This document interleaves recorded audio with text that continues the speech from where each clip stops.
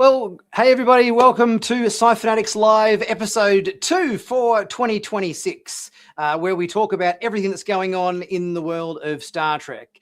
As always, it's my absolute pleasure to have a awesome panel of Star Trek fans, aficionados, experts with us along today to chat about what's been going on, what our opinions are, the good, the bad, and a bit of everything. I want to start by welcoming somebody who hasn't been on the show before, and it is my absolute pleasure to welcome her on the show for the very first time, Leah Sci-Fi from her TikTok channel of the same name. Welcome, Leah. Hello, thank you so much for having me. I feel like I shouldn't wave. I should be doing that, really. Yeah, of course. And he's been on the show before. He's a great friend to the channel from the Sci-Fi and More podcast. Welcome, Mike Cosmos. Welcome, Mike. Hey, guys. Thank you very much for having me on here again. I love it. Thank you for just really having me. It's wonderful. It's an absolute pleasure to have you on again, Mike. And as always, my compadre in crime, David, joins us as per usual. How's it going, David? You well? You good? Good without the price tag on this time. So we'll just before. So yes, for those that don't, we did a stream last time, and David did like 3/4 of the stream with the price tag still stuck on his t-shirt. But yes, but the t-shirt looked great, so that's the main thing. It did, yeah. So today we're going to be talking about episodes 4, 5, and 6 primarily of Starfleet Academy. Chat about some character stuff, some plot stuff, things we liked about the various episodes, things maybe we think had a bit of room for improvement, what everybody's thoughts were on that. So I want to start us off. Obviously, the first episode in our lineup is Episode 4, which was called Vox in Excelso, which was our Klingon episode that focused primarily on Jaden, and it had some big themes in this episode: the Klingon race, the potential extinction or near extinction of the Klingon race, and Jaden's journey, bit of backstory stuff with him and his family, intermixed with some debating and all that sort of stuff that was going on as well. So let's start it off. This is the first time we'd kind of seen the Klingons in this 32nd century setting since they were quite, let's face it, quite controversially displayed in Discovery in the first season there to a bit of fan chagrin where they weren't maybe quite handled how we, traditionally saw Klingons, and ever since then they disappeared from our screens, never to be seen in that time period, and we now see them back again in the 32nd century with some stuff with Jaden and his family.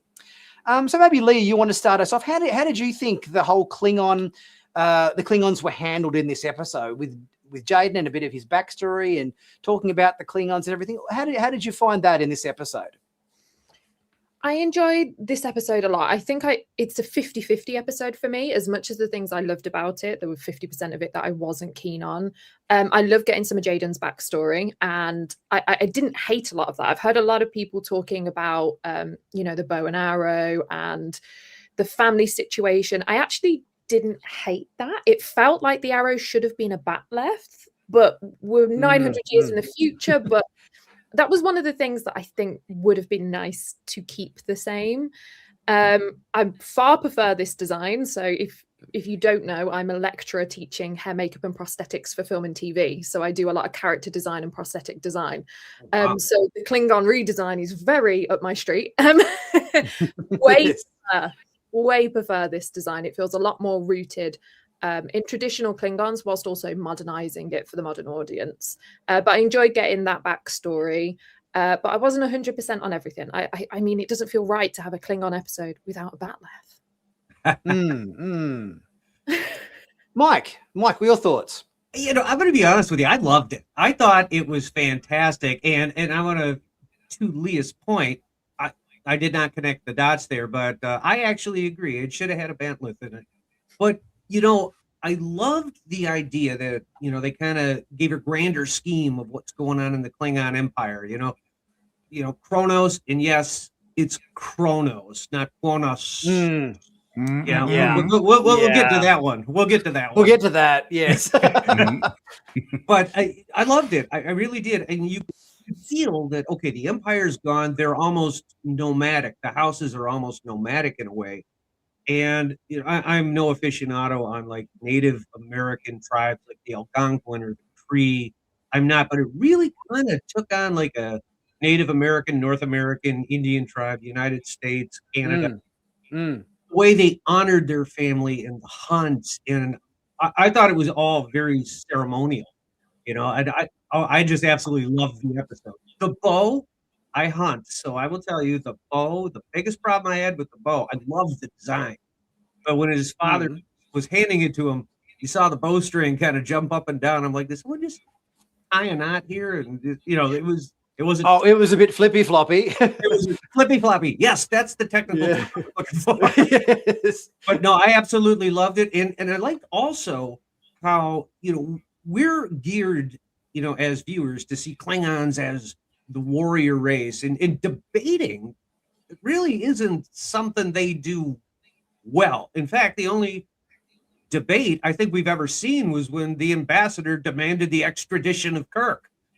That other than that, it really, really hadn't. You haven't seen him in that type of forum. And honestly, John Schuck, the actor that played the ambassador, came back in Enterprise and showed a very different side of the Klingon. So my opinion is, I feel like this episode was rooted a little bit in that Cold Station 5? Enterprise episode where the Klingons became more human looking, because now we're introduced to Klingon scientists, something different than the warrior cast. So I absolutely loved it. David. Yeah, look, I didn't make the connection with the Batleth, but now that you've mentioned it, Leah, now I'm going to think nothing but that. Right. That line has been crossed now. So, but I totally agree. I think also I like the Native American vibe. I actually didn't make that connection, Mike, until you said that. It really does look quite like that. I really enjoyed this episode. I think if I was to sort of scale the episodes that we've seen up until that point, we sort of started off pretty reasonable out of the gates, but then it came down a couple of notches, I think, on the subsequent episodes. This jumped up. So I really liked this episode. It was good to see the Klingons again. I wasn't so sure about the look of the leader Klingon, Watchok, I think his name was Obel Watchok. Obel Warchok. Yes. Yeah, it could have been just because he was a little bit sort of snowy in the beard area rather than the typical black hair that we're sort of normally meant to be seeing. And I'm very hair conscious, as you can probably tell. There he is. But he didn't sort of like come across. He came across more of an elderly man than a Klingon at first. But then, if you look hard enough, you'll see that it's clearly Klingon. But yeah, look, I think this was a Jaden episode. It was really enjoyable. It was good to see the relationship with his brother. And I just liked the way that the story sort of, like it just sort of followed his journey about becoming a warrior, not necessarily with the batleth or the arrow or the sword, but more one with the voice. And I think this was really quite a powerful message and that resonated through the episode. Just speaking about the Klingon Obel Warchok that was in this episode, the one thing that I kind of was aware of in this was the fact that up until this point, when you think about all of our Klingon names, like Martok, Kang, Koloth, they've just got one name. Since when have Klingons had a first name and a surname? Because I'm thinking back. That's a great point. Original series. You've got Kang, Koloth. You've got Kor, Martok. Worf, Gowron. Lursa, Bator. They've all just got one name. They will say what house they're from. They'll say, I'm Lursa from House Duras, or Bator from the Duras house, or whatever. But they don't have the whole first name surname thing going on. The only Klingon character that's ever had the kind of first name surname thing is B'Elanna Torres. But that makes sense for her because she was half human and half Klingon. Klingon, I think it was Klingon mother with a human father. So that kind of tracked to me. But when I heard Obel Warchok, it's sort of like, oh, hang on, why does this Klingon name just not quite sound right to me. And then I thought, oh, hang on, that's the reason why, because Klingons traditionally haven't had first and last names. I actually really like that, because as human names, ours are all rooted in our jobs or our location. So in the UK, there's lots of, I don't know, Derbies, and that's because it's a place in the UK. So it would be a location, it would be a job, it would be something to do with your family.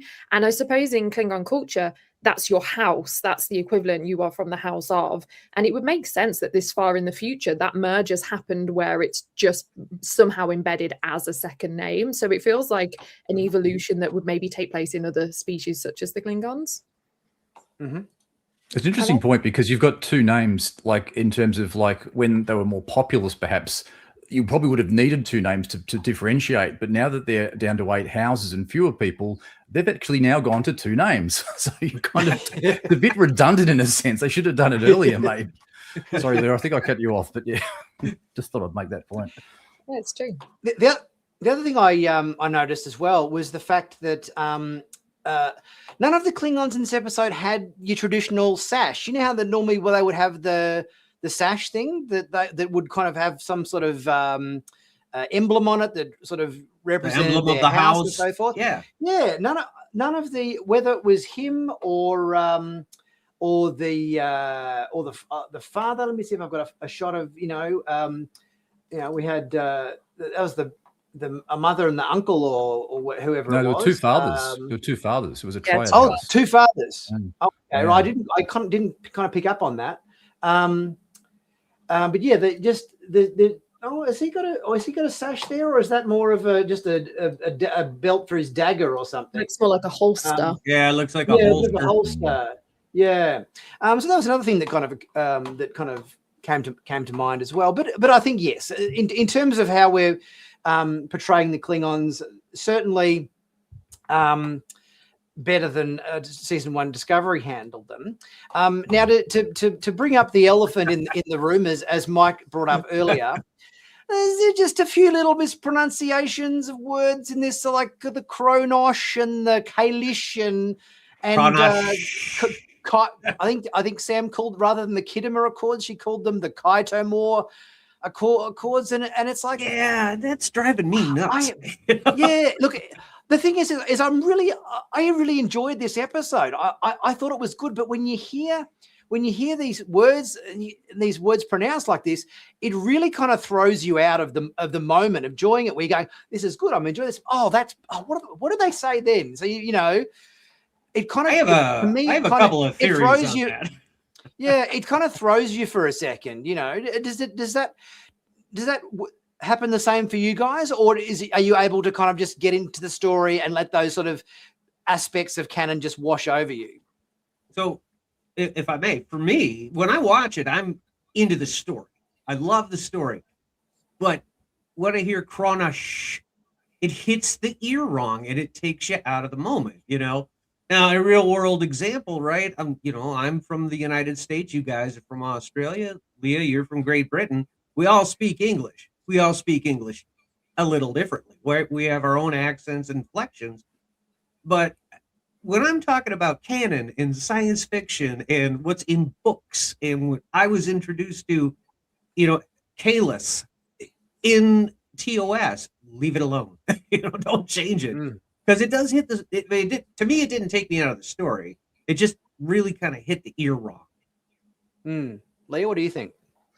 Yeah, I think it's an interesting one. I think it honestly depends on whether I'm already liking the episode or not. Because if I'm already into it and enjoying the episode, I'll be far more forgiving of those things. But if it's a plot I'm not already invested in and I'm feeling a bit salty, then it will really bug me even more. In this episode, it did bug me because it seemed to just be quite a lot of them. And the mistake in the debate that you mentioned, it bothered me because I'm not listening to the debate anymore, because I'm thinking, was she referring to? And all of a sudden I'm trying to figure out if that was a new thing we're not aware of, or if she's just said it wrong.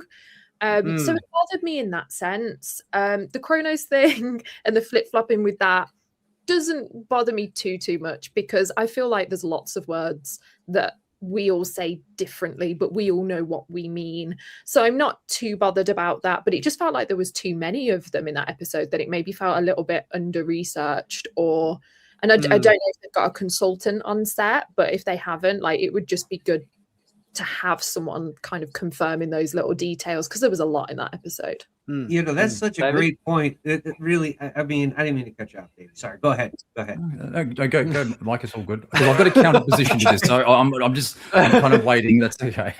So, I mean, Leah brought up something that's actually kind of interesting. That's really kind of getting under my skin as well. You know, with it seems like every episode. I know we're talking specifically about this one. Like, the stories seem, in my opinion, very well written, very put together well. I mean, they feel theatrical when you're watching them on a grand scale. But then you have a little family tree issue with Cisco and mispronunciation of words. And to your point, Nick, in your video where you broke down the episode, not this episode, it was one down the road. You know, red blood out of a vault. Oh, yes. It's just these little things, you know, that get under a story, great, love it. But the attention to detail, it's like, let's go. I could do that. I'm not a professional filmmaker. You would just hire me if you want that level of perfection. That's exactly what consultants are for. Yeah. Look, I partially agree, but I partially disagree with the pronunciation thing, because I think, did it take me out of the episode? It made me certainly think about it, but it made me think, and I thought, okay, let's research this. Let's see what we can dig up. And I sort of came up with a couple of things. The Kidama one, 100%, complete mispronunciation. But it could be just like, it's 8 centuries since we've sort of heard that being pronounced. So there could be a bit of, you know, degradation of the pronunciation over that time. So, you know, but it does grate on you. But as for Kalish and Kronosh, we hear them pronounced in an anglicized way. You could call this, it's kind of like the English version of the word, or the Federation standard pronunciation of the word. But if you actually have it in Klingon and you see the way it's actually written in Klingon, it's a capital S, which is what they call a retroflexed S, which makes a sh sound. So it actually, I think someone has actually done some research on this and has put in, because it's actually pronounced both ways during the episode. You see, I heard that too, Jaden, David. I was saying I heard that theory too, that some linguist or whatever has kind of said, oh, well, this is how it's written, so it should be pronounced this way. And I think what you got to come back to is, technically speaking, all that sort of stuff does not matter. What matters is how has it been pronounced in every other Star Trek episode up to this point? Because I think that that makes it canon. How it's been said in TOS, TNG, DS9, Enterprise, whatever else. If they haven't pronounced it with an SH, you got to go with that. Even if technically speaking, I think if that, from a language point of view or a linguist's point of view, has deciphered the language and has determined, oh, hang on, for whatever it is, 30, 40, 50 years, we've been pronouncing this word wrong. You know what? Doesn't matter. If it's been done that way for 30 years, and then we've got umpteen different Star Trek series with that's the pronunciation, you got to go with it, I think. That's my take. I'd counter to that as well, because we've heard it that way up until probably we've heard it through TNG, DS9, Star Trek 6, Voyager, and even Enterprise. When we get to Discovery, even Strange New Worlds and now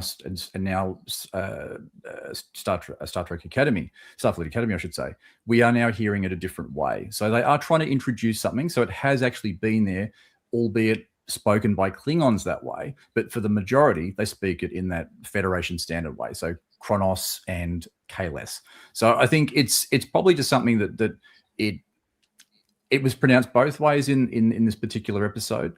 I can live with it as long as there's the right context to the background of it. So if it's Klingons saying it, that's okay. But if it's maybe Federation people who aren't expected to say it in that way, that probably becomes a little bit anachronistic, I guess, if that's the right word to use for it.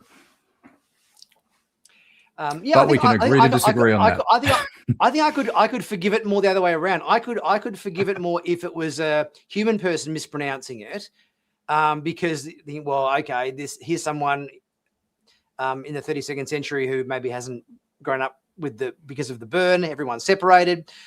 The knowledge of various races and their various pronunciations is less commonplace. So I can probably forgive it more coming from someone who isn't Klingon, as opposed to somebody who is Klingon, who kind of should know how to pronounce, Right. should know how to pronounce it correctly. You know, that would be my take on it. Yeah, I like a lot of mystery left in things. So, but not words that are canon. So when you come down to Kronos and Kalis, as it's been spoken, it should stay the same. In that same vein, the Doomsday Machine from the original series, right? That's a mystery. What's the origin of it? You don't need the origin. It's better as a mystery. To change, however, how you're saying something, a little context would go a long way. Like a Klingon saying, hey, by the way, you're saying this wrong. It's actually pronounced Kalish. Yeah. I think for me, from a storytelling perspective, I kind of don't understand.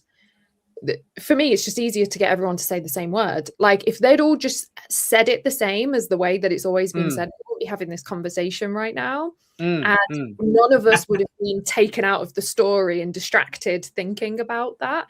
So I know that we're kind of fans and we try and justify things, whether they're mistakes or if they have been researched and they've taken an alternative route. For me, as someone that's worked in film and TV, I'm just like, make it easier. Just all say the same word. There's absolutely no a spanner in the works.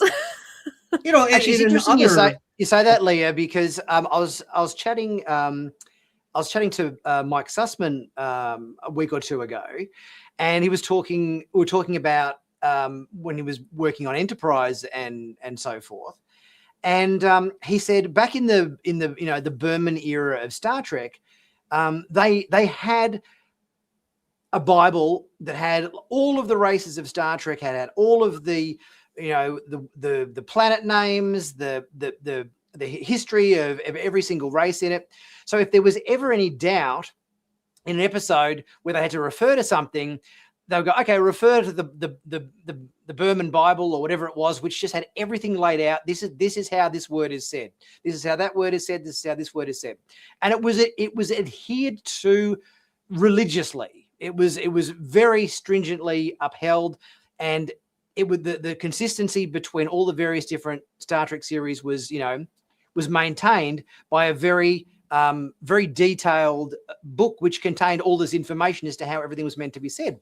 But I don't kind of necessarily feel like they have the same kind of Bible on Academy. I kind of feel like it's like, oh, near enough's good enough, or maybe the script supervisor isn't kind of a Star Trek fan. So when somebody says something a certain way, the script supervisor is going, well, sounds all right to me. Let's move on.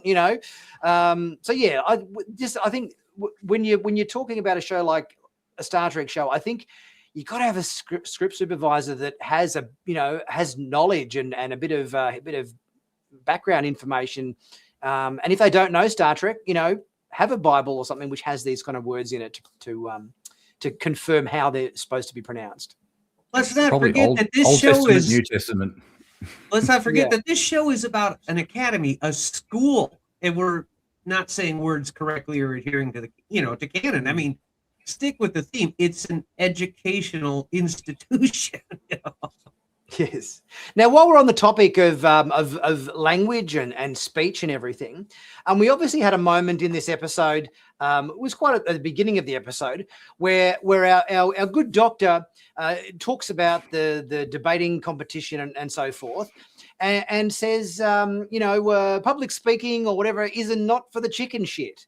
And this was another moment where obviously we've been getting in the past few episodes of the show a bit of modern vernacular creeping into the show. I think in the first episode we had, Arkham, talking to Caleb and Darum in the quarter saying, "Oh, hey, bro, how we going, bro? I'm your roommate, bro." And I think historically with Star Trek, modern vernacular, terms like chicken shit, bruh, and insert any number of kind of modern day expressions have kind of not been in Star Trek. We've kind of maintained more of a traditional, sense of language, I think, in a lot of Star Trek episodes. How do you guys feel about these kind of modern expressions and modern, slang terminology and so forth creeping into Star Trek episodes? How does that sit with you? I am not as mad as I think other people are about it. And the reason for that, and the whole thing of everyone saying, who is Starfleet Academy for, or this isn't Trek, or all of that, for me, comes down to how we watch TV now. And Star Trek has been wildly accessible for decades because it was available on TV when there was far fewer channels, and you could be in your 70s or you could be a 5 or 8 year old and you just stumble across it because there was very limited things on TV. Now we're in a world where we take it in through streaming. It's platforms, it's algorithms that present to you what they think you will be interested in. And I think as a result of that, TV that is being made is now far more targeted to the age audience that it is. So the algorithm is pushing it to the right places. And I think that's why in Starfleet Academy, we're seeing youth language being used, slang terms, and all of that, because it really has to now resonate directly to the audience that it's being presented to. We see it on social media, we see it everywhere. So we're just not so much, I think, living in a consumer world now where everyone is going to come across it. It has to be really niche and really targeted. And I think the choice of language that they're using in the show is narrowing down on that too. Yeah, I agree with you, Leah, on just about all of it. I mean, Nick pointed this out in his review on one of the episodes, but for guys like me, guys like Nick and Dave, this show is not targeting us. We're not in that age group. It is going for a younger audience. So modern day vernacular, modern day phrases being put into it, I'm good with it, because in the real world, we're sitting here as viewers, right? Living in this age where these words and phrases are being used. So it makes the show relatable, I think. I mean, me personally, I don't have a single issue with it. The only issue I have is, honestly, is foul language in the show. Like all the way back when Tilly dropped her first F-bomb, I was, what? And then that seems to have continued to progress. I'm a little old school. I don't think there should be swearing in Star Trek, but it's here, it's now, and it's going to probably stay with us. So I'm okay with it. Modern day vernacular and phrases, I'm all good with. Doesn't take me out of the story. I actually think it enhances the story quite a lot. It's interesting because I don't know. It would feel weird in the older series to swear. Absolutely. I don't mind the swearing so much in the modern series. I think as well, because I'm a lecturer, I very much see myself in the staff teaching the academy. I occasionally will swear because I'm dealing with over 18-year-olds, over 21-year-olds, mature students, and there is not at them, of course. But when you're talking about you may drop the F-bomb or in certain circumstances. So I don't mind it so much. It feels like the experience that the audience watching would have on a daily basis. And I think the more relatable we can make Trek, the better. It's funny you say that, because it's how you build characters and actors too, right? It's like you see Patrick Stewart, great example. When you look at Patrick Stewart, when he was commanding the Enterprise as Jean-Luc Picard, there was... I don't know. He was real distinguished, and you knew he had a firm grip on command, and he had been around, and he was well respected. And prior to Picard, where he dropped an F-bomb that just broke my heart for the character, I watched him do it as Professor X in Logan, and I was like, it's the actor. The actor built that character. So when you see the actor do something that's so uncommon for either of those characters, it's just like, what's happening here? Who are we targeting with this? That's my two David, your thoughts? Your thoughts on modern vernacular in Star Trek? I got to say, initially I found it quite disruptive, more so than Kronosh and Kailash. But it was, I think by about episode 6, I'm not like, I'm going forward a couple here. I'm starting to just take it in and just get used to it. But I think it's at risk. It has a risk of dating the series. And, if people watch this in 10 years' time, they go back and hear, I can't do it as well as you, Nick, but, hey, bro, you're such a dick, all this sort of rubbish. People go, what? That hasn't dated well. And I think I used this analogy last time. When we had BSG, Battlestar Galactica, for example, they would sort of, change the fire truck word to fracking, or frack this, you frack up, stop fracking around, all of that stuff. So there was a bit of an effort there to disguise it, to sort of, acknowledge it, try to relate to the audience you're targeting, but also try to sort of make it a little bit in that sort of world, if that makes sense. I'm not probably explaining that in the best way, but instead of just using very things that we're familiar with. But yeah, look, I think after a while you kind of get used to it. Although, look, RK sort of said to Nas Baraka, "Oh, don't be a dick," in the last episode I watched, and just literally just before this, and it's like, oh, geez, really? But I think it's probably got, by this stage, it's just probably washing over me. But I wish they would sort of change it a little bit. Any other comments? Any of you guys want to make on episode 4 before we move on to episode 5?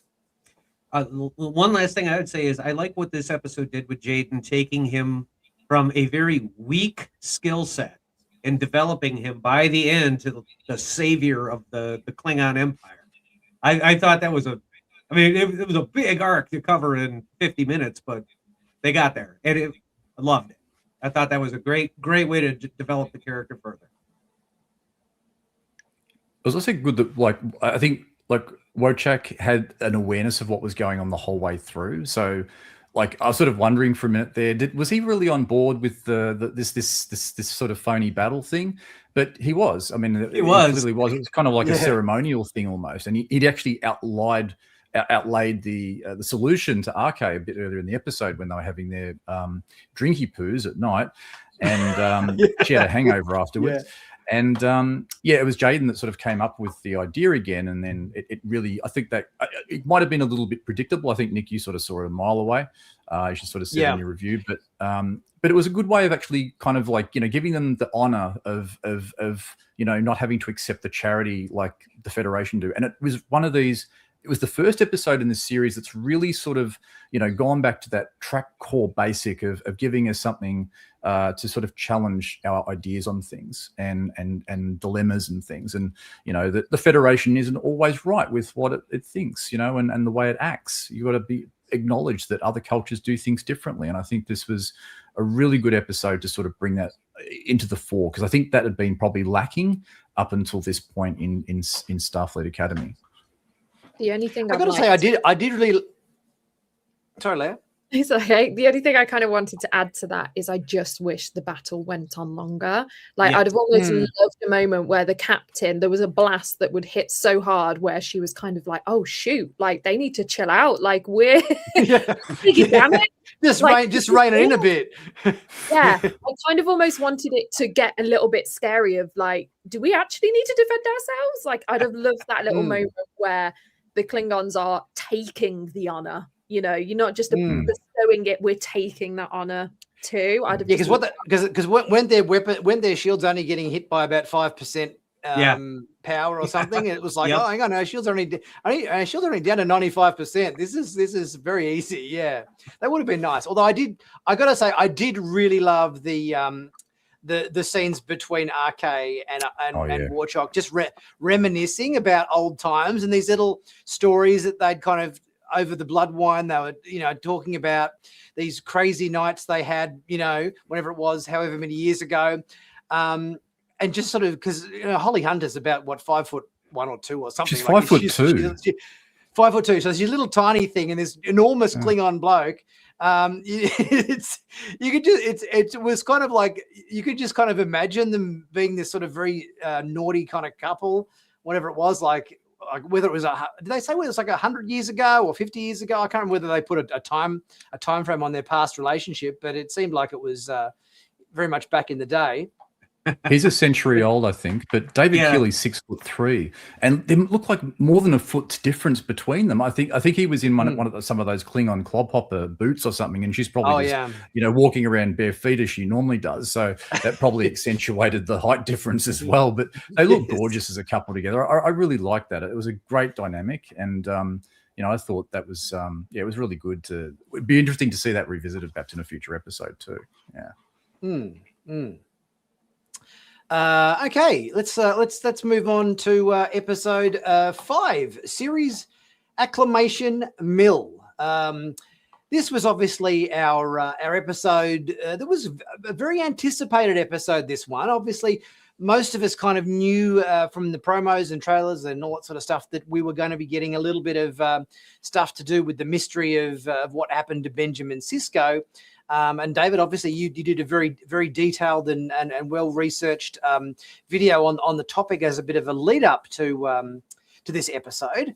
And then, obviously, the episode aired, and I don't know, maybe it wasn't quite. I mean, it was a good episode, but maybe it wasn't quite what we thought it would be. Well, do you want to start us off with your take on the episode as it aired versus some of your anticipation stuff that obviously we saw in your video? I don't know if I should go first, to be honest with you. Yeah. I watched this episode after probably a bad day, and I got to say, within the first few minutes, I was going WTF, and I didn't like it. When I first watched it, there was elements I did like, don't get me wrong, but then I had to watch it a second time. So I'm going to probably go by the second time of watching it. Look, I think I really enjoyed seeing Jake back. I think that was awesome to see Jake back, Cyril Lofton, and I think the scenes with him were great. I think the last 12 or so minutes of the episode was pretty good. So I think from when Sam sort of connected with him, and then right through to the end with Sisko with the little poem or verse that he had there. I thought it was really good, but I felt like a lot of the episode I didn't really connect with. I wasn't connecting with the B story, with the was it Kilrek and the soup the dinner party ritual scene thing, yeah. And I was really looking forward to some elements in that too, like Reno and the Doctor, and I just didn't think that fired as I would have hoped. And the getting drunk stuff with Sam, and I think the childish, sort of imagery and stuff like this. I guess I get that they're trying to sort of show us. I get that they're trying to show us a day in Sam's life, but I think they could have done it in a slightly different way that would have shown that in her own innocent way of looking at things, but without sort of, I don't know, patronizing the audience and giving us a bit of, condescending, exposition along the way. That was probably my initial thoughts. So I thought it was probably one of the weakest stories of the season so far. That would be probably my thoughts. If for those that enjoyed it, good on you, and I'm glad you did. But yeah, everyone has, I guess, a different take on things. Anyway, that's me. Leah or Mike, who wants to go next? Leah, ladies first. Leah, you can go next. So this was my least favorite episode that we've had. And it pains me because on all my channels and everything, I always try and keep everything positive. If there's something I don't like, I tend to just not talk about it and then find the things I do like and shout about those. But there were a lot of things that really bugged me in this episode, and it's quite a long list, so bear with me, folks. Go for it. Comfortable. Number one. The first thing that bugged me the most about it is there were a lot of canon issues, right? We had the family tree that was wrong. Where's the baby? The mum's name was wrong. The canon. Why is there the typewriter there? It doesn't exist. Yes. Is it in the museum? Yeah. And there were lots of things like that. And the thing that bugged me about it is this was marketed to us as an audience as the love letter to DS9. That's how this was presented by Star Trek to us. That's how it was presented. And for me, it's impossible for it to be a love letter to DS9 if you as a writing team and as a production haven't sat down to ensure that you've respected the source material and got the canon right here, especially when your whole thing is a love letter to DS9 and you're getting DS9 wrong.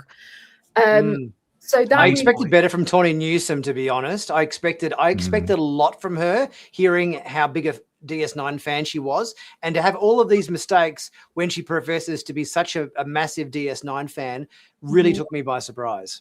Yeah. And the other thing with her coming back, and it's Dax, on the surface of it, like initially I was like, oh my God. And then 3 seconds later, I actually thought about it. And I was like, wait, in Discovery, we've got a whole thing about an 800-year-old trill, and that's a really big deal. Now, Dax would have to be like 1,200 years old at this point. And it didn't align. Like, I love the idea of having Dax back, but not at the expense of it just not making sense. And the other thing that I didn't like, it's my final point, I promise, is I didn't like the editing. It felt like the whole episode was kind of filmed on a Snapchat filter with the emojis popping up and the bubbles and all of that. And the point I was going to mention earlier when we were talking about using modern language, actually this annoyed me a lot more, because I think this is really going to date this episode, because they were using current emojis which get updated every 6 months, so that emoji might not even exist in 6 months. And the whole editing of it I didn't like. I think a much better idea would have been for this episode, if you're doing a day in the life of Sam, would have been to pay homage to your source material and do it like in The Pale Moonlight, where it's her talking through what happened and her reflecting. And that would have actually been a nice little nod to DS9 as well. But I love the idea. Jake coming back was amazing. I think he played a fantastic part. I was still a little bit confused at the end when he came back and she had the book. I was like, are we daydreaming? Is it a hologram? Is he in the book? Is this hallucination? What's happening? What is this? Yeah, I agree. I think it was a projection from the book or something, yeah. wasn't it? It was something like a projection from the book that sort of went into her mind or something, I think. Yeah, I kind of took it as a surreal. daydream kind of situation, yeah. But I didn't know what was happening. And at that point, I cared because it's Jake, but also I was like, I feel like I shouldn't be questioning what this is. And I think also because the episode was very promoted as being, you know, she's investigating what happened to Cisco. Did we actually get anything in the episode? By the time we got to the end, I don't think we're necessarily any closer to finding out anything about Cisco. Yeah. No, short answer is no. I disagree. I think we did, because we learned that he never came back. He never came back. That was the promise, was I'll come back. And in this, we closed the book of he never came back, which bothers me because Avery said I'm coming back because of the stereotype that was on Black fathers. And it's like, but that was the whole point. That now stuff. Yeah. I mean, he came back more in The Visitor than this episode. Yeah. Well, Mike, I think the best way I could just describe it is just do my Family Guy Peter Griffin, just yeah. But, all right, where do I even begin? I don't need to know that Number one. Number one. An American Top 40. Yeah, I don't need to know the Keonians, vomit glitter when they eat bananas or potassium. I don't. Why is that relevant? I don't know. Now, again, to go back to something I said earlier, if there was ever an episode clearly not targeted to, the OG Star Trek fan and guys in my age group, this was it. This was it. This was because why else would they have written it a DS9 episode? This was season 3. Now on that point, yes, I agree with you, Leah, 100%. It was good. I mean, for guys like me, I was not a big fan of DS9. I loved it to a point, but I preferred TNG, and I really loved Enterprise. DS9, on the other hand, it was there. I got through it a few years after it had concluded and did the rewatch on it. That's when I really like, oh, this is fantastic. But it was good to see the orb again, and the whole exploration of Cisco. And I up until the end, I really thought, I'm like, what if we actually discovered that this is actually unsolvable? Because that's how it was presented, right? The unsolvable mysteries. And I was I did enjoy going down, the Memberberry Road with DS9 and revisiting a lot of the stuff. The typewriter kind of took me out of it. I was like, yeah, that wasn't there. That was in his mind. That was an imaginary, Right. situation that played out, with him and the prophets or whatever it was. It was all, he didn't sit there in his quarters really typing out 1950s science fiction. But everything else that surrounded the DS9 stuff, the interaction with the characters, and again, the glitter vomit. I just gotta retread that one. I could not get into this episode, and I give everything an extremely fair shake. And kind of like you, Leah, everything in my world is like positive. On my channel, my tagline is nostalgic positivity reigns supreme. And I really try to find the best in everything, and I really try not to say anything bad about stuff. But my God, this episode gave me too many chances, to say something negative, and I really hate to. I gave Section 31 a shot, and I was looking for the best in that to talk about. that was a challenge. Yeah. I mean, I can kind of see what Tawny Newsome was trying to do with this episode, in the sense that I think she was trying to bring some of that wacky, zany, lower decks style energy particularly in the first 10, 15 minutes of this episode, where the start just had all of that stuff with Sam walking around doing her piece to camera. We've got pop-ups and graphics and stuff, zip-zapping around the screen, and glitter vomit and who knows what. And I think if this had been a Lower Decks episode and this was all going on, I think you'd be kind of on board, or you'd be going, oh, yeah, this seems like Lower Deck style energy to me. Yeah. But there's something about bringing this kind of energy to a live action context that I just don't think landed well. It just came across to me just really out of place. And if anything, it's just like quite kind of cringy, But I can kind of get where she was heading with this episode, just thinking, oh, let's try and bring some Lower Decks energy in. But I just don't think that worked at all. Another thing. What number, Leah? All right, I think we're on 5 now, something. Yeah. Keeping note of this. With the museum. And like, oh, the museum was San Francisco, Chicago. And it's like, oh, but you can access it virtually. I'm like, we have transporters. What? Just go to the museum. What's the point? Just beam there, surely.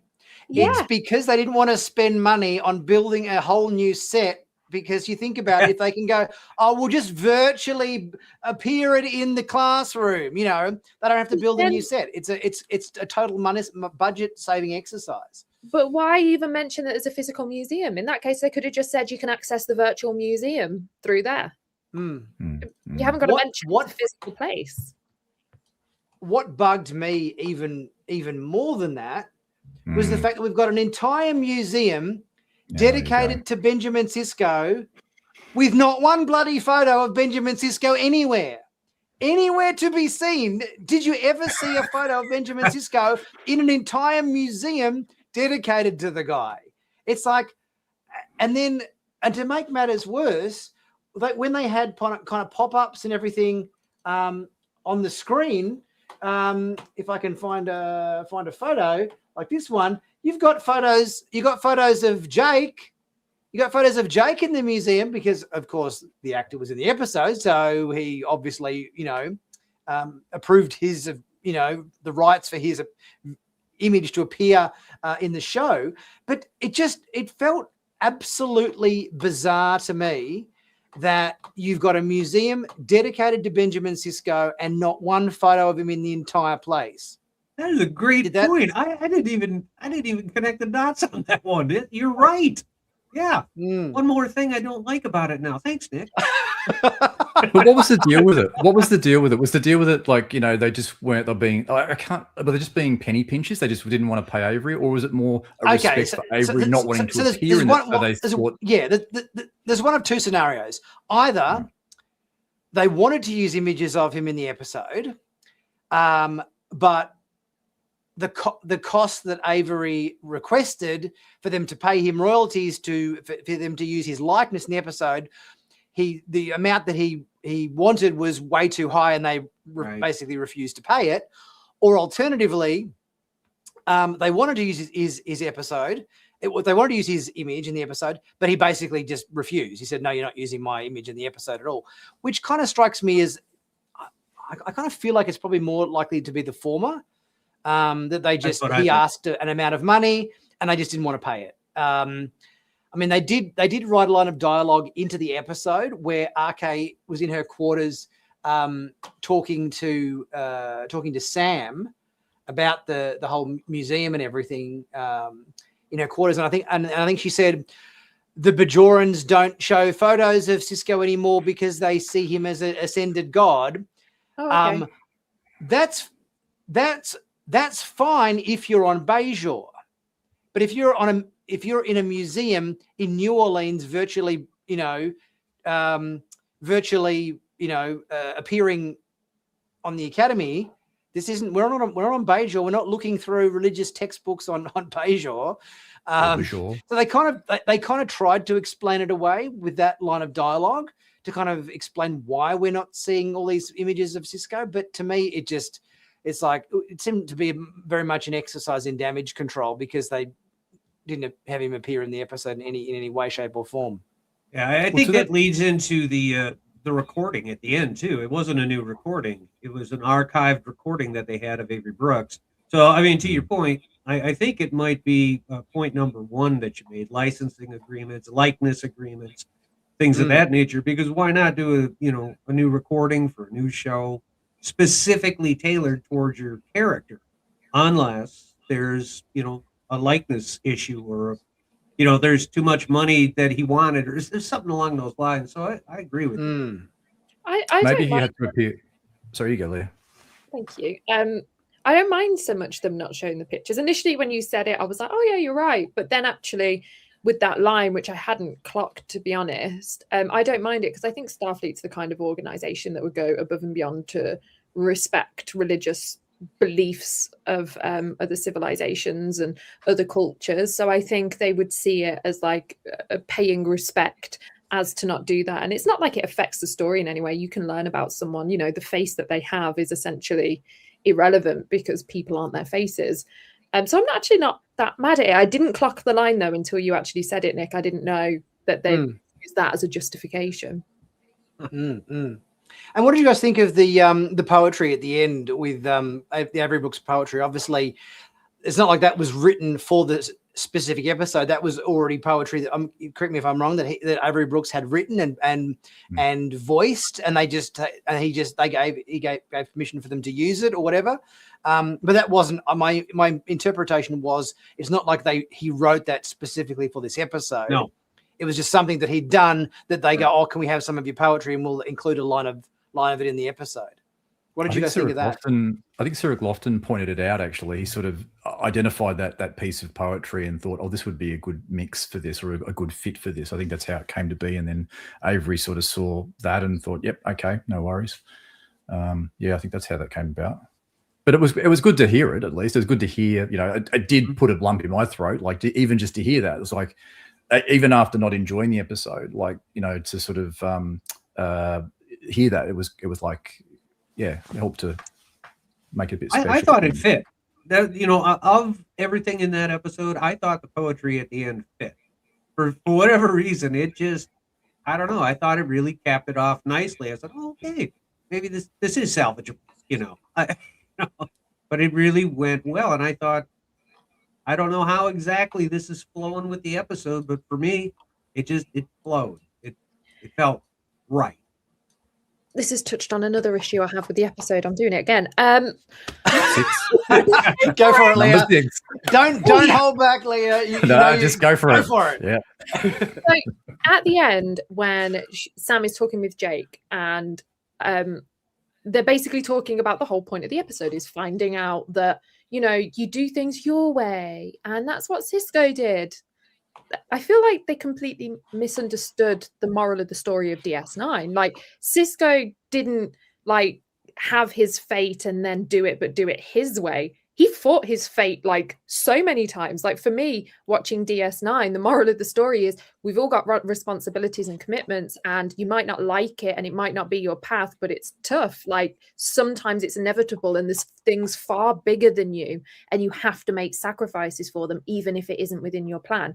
So the idea of that conversation to Sam being like, oh, the moral of the story is you do it your way, that didn't fit with me, because I'm like, that's not the moral of the story with Cisco. That's not what happened. It's certainly not what I got from DS9 and how I interpreted it.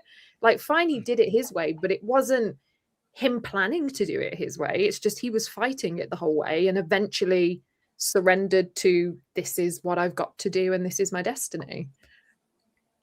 The inevitable. Yeah, good point. Yeah. The other slightly controversial aspect that came out of this episode was the fact that we got Klingons in a dress. What do you guys think of the skirt that Jaden donned in this episode? Were you like completely cool with it? Did this strike you as slightly odd? What were your thoughts? I don't get the fuss personally. Like, we've seen scants, we've seen kilts. I don't know. Yeah, wasn't fussed at all. It didn't even cross my mind when I saw it, to be honest. It's not like it's not like it's uncommon for Star Trek. I mean, going back to, the very first pilot episode of TNG, right? You see the guy walking through the corridors. It's got what do you call it, Leah? Scant. Yeah. I haven't heard the term before. I didn't either. I didn't know what to call it. I was like, skort. I could be using the wrong word, but I'm sure it's a scant. That's what okay. Yeah. But I mean, it's not uncommon. As a wardrobe person, Leah, can you give us the actual definition of a scant? Is a scant similar to? Oh, there we go. Give us the technical description of a scant. So it says the Star Trek scant, SKANT, is a unisex, short-sleeved spandex duty uniform dress worn by all genders in the early seasons of Star Trek: The Next Gen. So we've seen scants. Yeah, that's just a skirt. It's not uncommon. It's quite uncommon on a Klingon. Yes, we haven't seen a Klingon before. We've obviously seen Scotty wear kilts and that sort of stuff in episodes, but obviously that's something we've seen many times before. I mean, I think the internet chatter about it, I think, was probably because this was the first time we saw Jaden wearing a scant in the episode. And then obviously we had the scene in the bar where Jaden's getting chatted up by Kyle from the War College. I think probably that the combination of these two aspects in the episode probably drove a little bit of the shall we say, I guess, toxic feedback or whatever that people tend to, go on about. And there's, and it's been an interesting journey with Jaden in terms of this sort of stuff, because it kind of almost feels like in the Klingon episode, there was that moment, I think, where for a moment we had Darum teaching Jaden the whole the Kionian chant to help the breathing technique to help center himself. And there was just there's a little moment there where you're kind of thinking, what is Darum hitting on him, or what's like? There's a moment there where they were getting a little bit close, and then Jaden you could see that Jaden kind of was a bit uncomfortable by it, and he kind of took a bit of a step back as if to kind of say, all right, that's enough, buddy. And then obviously we're developing this further with the relationship between Kyle and Jaden, but they haven't gone in any particular direction yet. So it's not like they've confirmed that yes, Jaden is a gay Klingon character. They're sort of just leaving it a bit kind of, is he or isn't he, kind of, but we can see he's being hit on, but he hasn't actually responded to any advances as of yet. I kind of like that though, because I feel like we're very much in a culture where there's so many individual boxes and you're expected to kind of just fit into them. And I love the idea that so far in the future, like everyone's just themselves. There's no almost coming out, or, you know, people just fall for people who they fall for. And that's that. It's not a conversation. That feels like a really natural progression for me. And I think it's quite nice that no one has come out, or, you know, everyone's just doing what they do and it's all very accepted. So I think it's a really nice way of kind of picturing the future that feels like a nice progression. Yeah, Whoopi Goldberg talked about that a long time ago when she was on The Next Generation. She's like, hey, it's the future. You know, I mean, people have chilled out. You know, baldness is cool, talking about Picard, right? It's like if the Klingons have chilled out, everyone gets along, things are accepted, you know. And it was, that's a really, you know, old sentiment from her. But I agree with you, Leah. It really kind of leads into, okay, what is the future going to look like? All these boxes and categories and groups, and I'm just going to say nonsense we have going on now, can all be unpacked, and we can look at something positive. So, yeah, I thought that was great.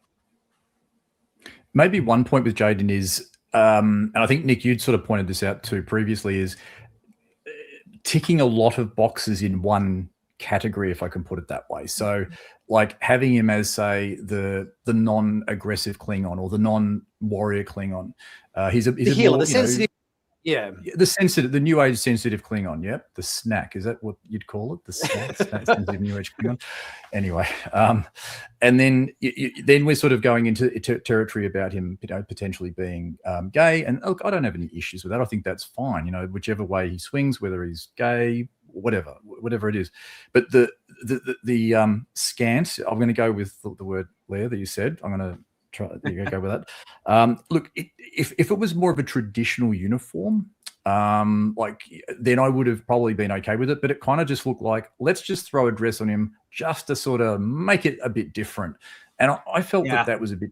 I felt it was a bit disrespectful to the character, and it sort of took me out of it a bit. It was kind of like they were trying to turn him into, I'm not trying to make offense here, but Space Klingon Barbie or something. I was like, come on, you know, just.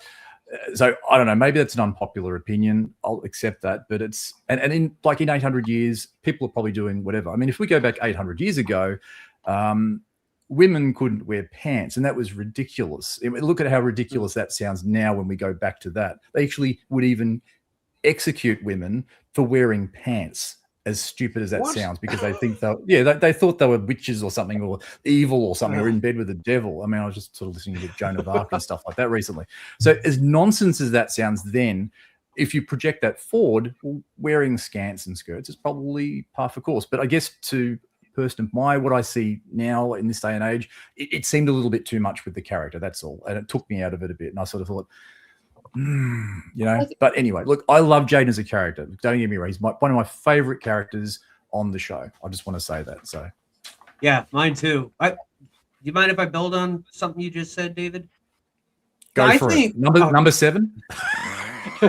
Number 7. So, I think David raises a very good point. It's like too much. You know, they're trying to change. They're trying to be quick, and I think, from a theme standpoint, you see this going back to Discovery, you see it in Picard. What you have in the streaming era is a condensed schedule of shows. So when, you know, The Next Generation came out, I mean, it really didn't, you know, get its training wheels off until season 3. We had 26 episodes in season 1 to start to figure out the formula and what was working. Now you get 10 episodes. So they're trying. It almost feels like you're. And remember, also no social media back then, so people couldn't rip it to shreds after one episode. You know, it took a while for word of mouth to kind of get around. You know, so it, you know, for all the good things this show has, that they're really getting right. Look, that I brought up earlier. You know, the grand scheme of it and how it looks theatrical, and I really do. For everything I've seen, except the episode we're discussing, I feel like everything is really kind of tight in terms of the story, and they're getting it right, in my opinion. But they're doing it; they have to do it at a greater pace than what The Next Generation did. So You know, so I mean, put yourself in the position of the writers and the showrunners and producers and all that. You have 10 episodes in a season in a show that might run 3 seasons. You know, that, you know, your industry standard seems to be about 3 to 4 seasons for a show. To make characters work, to make stories flow, to make it memorable, like TNG or TOS is, you know, that's a significant thing to do.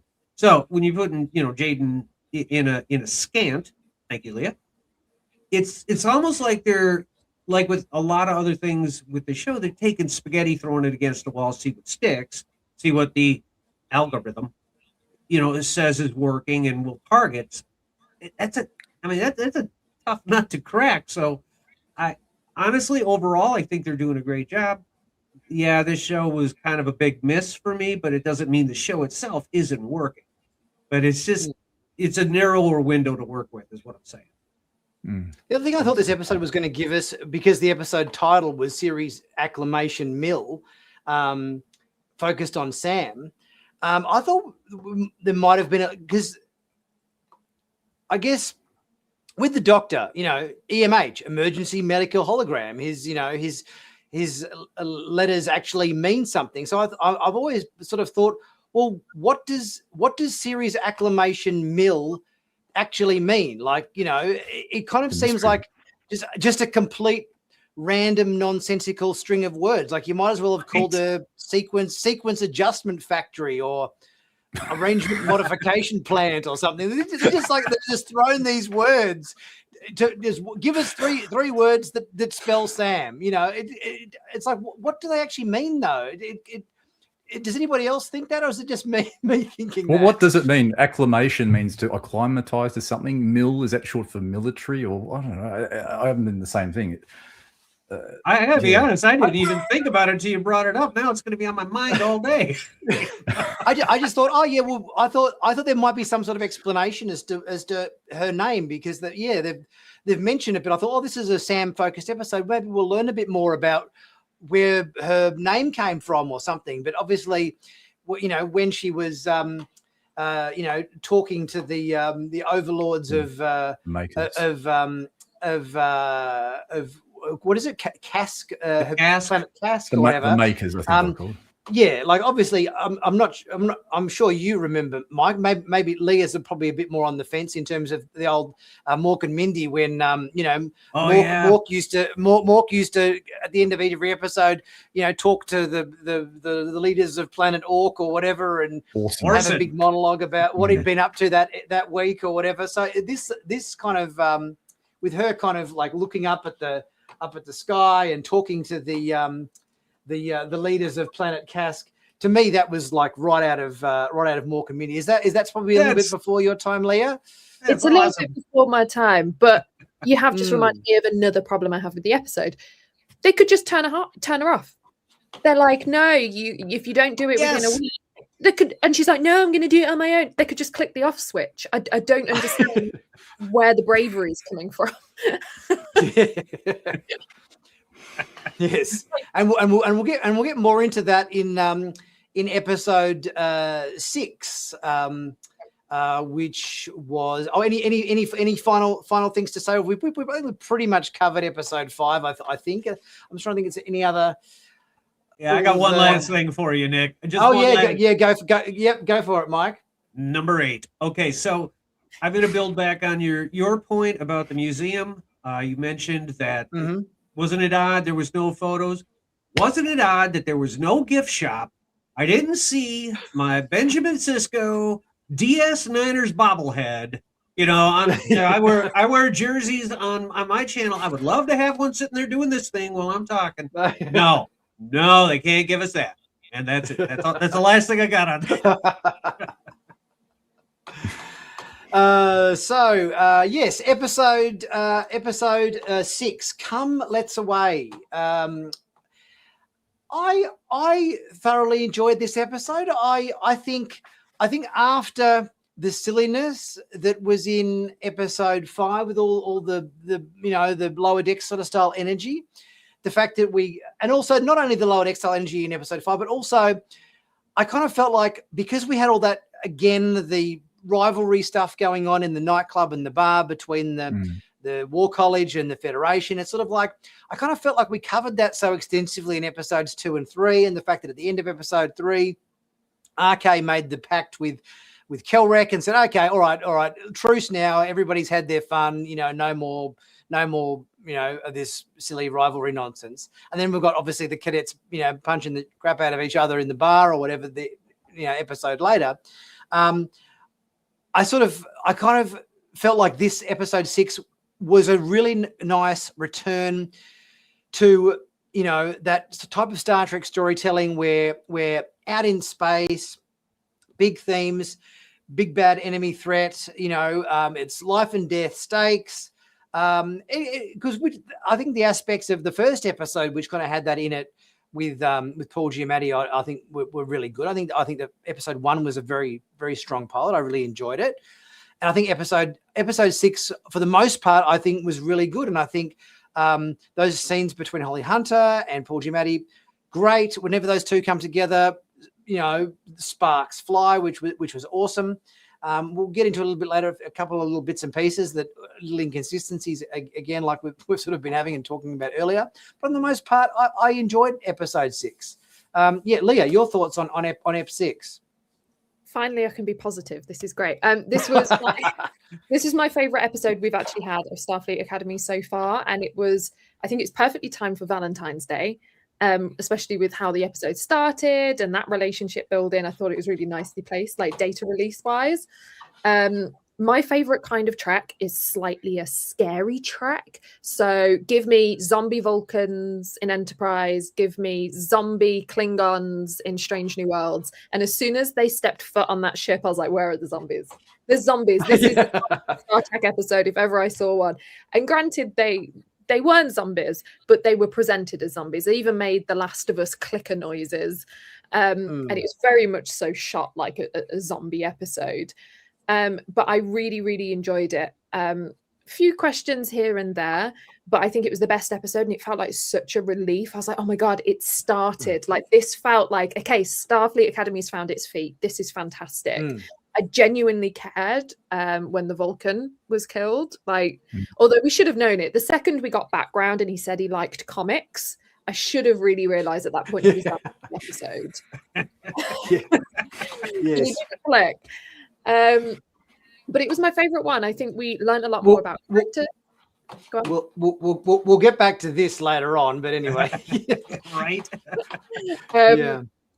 But I was genuinely my heart was going a little bit, and I was like, oh my God, I actually care what's happening to these characters in this episode. There's a bit of genuine peril. The only thing that did bug me was when we went back to the bridge and Genesis and the cadets are there helping out. I think at that point it shouldn't have been the cadets actually doing stuff. I feel like they should have at that point been pushed back and gone, okay, you're observing now, you can stay on the bridge. Let's bring the bridge crew in, and you can stand next to them and see what they're doing.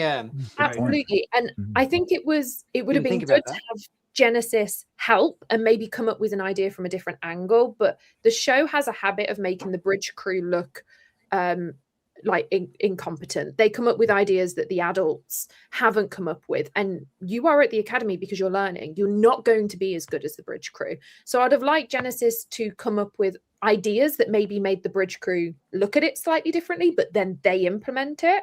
But it kind of was like, Genesis has solved the problem and she's come up with this great idea that none of the bridge crew who are really experienced would have ever thought of. So that bit annoyed me a little bit, but it's written for that age group, and that age group want to think they're better than the older age group. So it makes sense. Again, not targeted to us. No, we're the adults that want to feel better than the kids. Yes. Mike? I had so much I loved about this. I did. I was I'm retired from the military, and when I watch this show and I see the training episodes and I see the way they're developing the characters and the way they're doing it, there's a lot of real world application to this. I facilitated training. When they were escorting the cadet off the bridge that was panicking and just couldn't keep it together. They will do that. The one that eats her com badge, or the one that eats her com badge, or whatever. Yes. and the idea of working with the War College. Now I was in the Navy, so I mean, Navy and Marine Corps we're always tight. We're always doing stuff together. You have to, and you have to depend on each other to complete a mission and be successful. I mean, the Marine Corps runs with their medic is a Navy corpsman. They're not actually in the Marines. They train with the Marines, and they actually earn the right to wear Marine Corps uniform because they're integrated into the Marines. So when I see the War College and I see the cadets trying to restore power to a derelict ship, and they're forced to work together, and of course in this right, shenanigans ensue, and then all of a sudden you're stuck in a real world situation where you have to kind of come together and get over your grievances and work through your problems and work as one cohesive unit. There have been a couple episodes that really kind of jumped out at me. Like episode 2 was another good one for me when I'm looking at a real world application. So so many good things with this episode. I mean, I just got done doing a rewatch of Firefly because I was feeling so nostalgic, right? And I'm like looking at the Furies, and I'm like, oh, it's the Reavers. All right, we got the Reavers back. Yeah. I thought the Reavers in what episode was I watching? Strange New Worlds, the episode where the human ship that had taken off in the early days that was tubing. I was like, that's Star Trek's Reavers. I can't remember what the episode was called, but I was like, that's absolutely Star Trek's version. Had that big jaw that opened up. Yeah. Was it just me, or did you guys take one look at this guy as soon as you saw him and think, mate, you are so dead? As soon as I saw him, I thought, oh my God, he's going over to the ship with the cadets. You're dead. You're dead in 5 minutes, mate. I was more confused that he said he hadn't been off the ship for 6 months. They've been on Earth this whole time. What have you been doing? Yes. Oh, wow. It's funny. It's funny you bring that up. I think it was you, Nick, that said in your breakdowns, like he became the show's red shirt. You knew he was gonna the setting up with the 6 month thing Leah just mentioned. Yep. You knew this guy was done as soon as he got on that ship. So it's really kind of a weird dynamic. Like you were set up you just knew this guy was going away. But at the end, my wife hates watching suspense movies with me because I'm like, oh, that guy did it. That's the guilty person. I figure things out pretty quick. When the bridge crew, the Athena, did not see that coming. I did not see that coming. I'm like, how did this float? What? And I went back and I did a rewatch, and I was like, all right, this show got me. It fooled me. I did get that. I knew what the setup was. I would say within minutes of the aliens going on the ship, I knew that he was in cahoots. So I did clock that one quite early on. I normally don't. Yeah, that one completely got right by me, and that's one of my favorite aspects of this show. Is it like I said, it fooled me. If it can fool me, I'm bought in. So it bought me in. David, what do you think? Yeah, look, I enjoyed this episode. I think it was, we're seeing the series start to fire on all cylinders. And I think that's really good to see because we've had a few episodes, like 5 that wasn't so crash hot. There's a couple of mediocre ones. And I think it's starting to hit its stride. And it's starting to get me interested in what's to come. I'm starting to look forward to where they're going to take this now. It's really whetted the appetite there. It's interesting, the Firefly analogy, because I also thought that Sarima kind of had similarities to River from Firefly in terms of these capabilities. Like, what is she truly capable of? I mean, she can explode people's heads, just with a thought. Interesting that she made her father deaf as well. This was like an early casualty.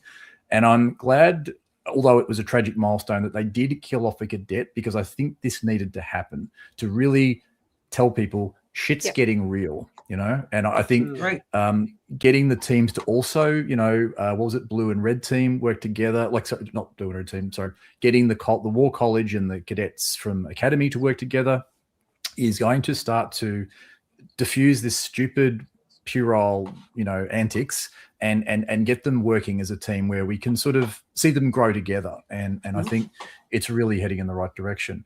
Also love just probably, Leah, going back to what you were sort of saying too about the spookiness about it. I don't think you said it exactly in that term, but like seeing this sort of shot of the, what was it? The graveyard of ships. And it was kind of like this, they're in space, which is great to see. I love the episodes where they're in space for a change. And seeing this, it just looks ominous. Great visual effects shot. Oh, fantastic! Love the USS Miyazaki, or whatever it was called, and it's just like it's almost like going into the Nostromo from Alien a little bit, in the beginning parts. And this was really interesting. It was getting me into it as well. I do like those horror tropes or those scary elements of it. I really think it comes out well. And it was good to also see Sam in this in a way that we hadn't sort of seen her too much before. Like she's sort of connecting with the computer and really doing some meaningful stuff with her capabilities, because she's a holographic character like that could do so much. And I don't think we've really seen too much of that in the past.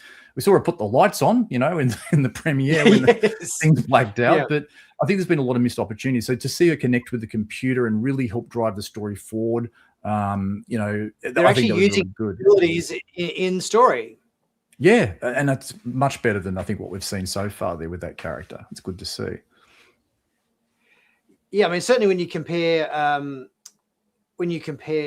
Sam, the fact that they at least are actually using her holographic abilities as plot devices in episodes, because one thing I've pointed out, if I can find my photo, is Occam.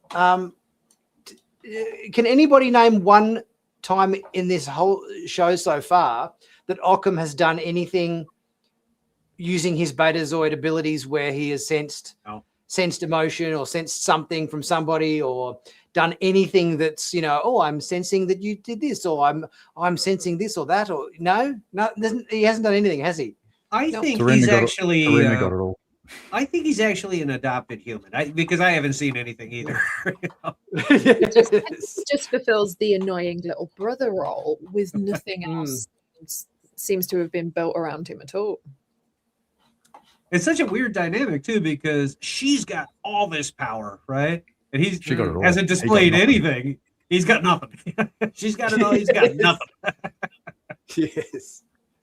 So, speaking of all that power, by the way, and I know this is going to come up because this came up in your breakdown, Nick, about how she could reach through Caleb's mind and and kill the Furies. Which thank you, by the way. I'm really big into history, and I forgot all about the Furies from ancient Greek. So I went back. Oh, Greek mythology. Yeah, and I was like, oh, Nick mentioned. Let me go back. Oh yeah, they are ferocious, perfectly named villain. But so there was this old movie that came out in the 1980s. I don't know if you guys have ever heard of it. It's called Raiders of the Lost Ark. Are you joking? Very much, yeah. Might have seen that one. I think, Nick, you've got someone behind you there. Yeah. Indiana Jones on the wall. Yeah, there he is. No, right. I got Star Wars, Star Trek behind me. But if you haven't figured it out yet, I love to joke around. But in Indiana Jones, Raiders of the Lost Ark, when Belloc, the villain, opened up the Hall of Souls. Hall of Souls? No. When he opened up the now I can't remember the name. The Ark of the Covenant. The Ark of the Covenant. Well, right. The main point of my story. Once he opens up the Ark of the Covenant and he reaches in and he grabs the sand, which we know or should at least be familiar with, was what remained of the tablets of the Ten Commandments.